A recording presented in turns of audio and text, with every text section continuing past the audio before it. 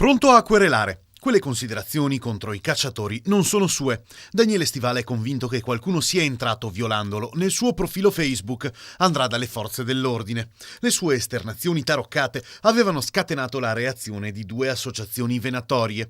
I miei pensieri, dice Stival, non saranno mai contro lo straordinario mondo dei cacciatori.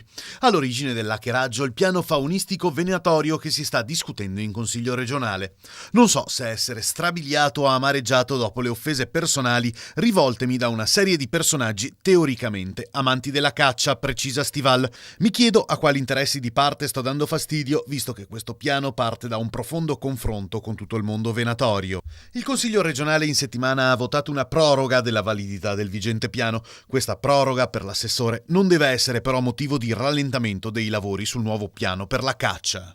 La questione di lana caprina su cui io posso ridire qual è?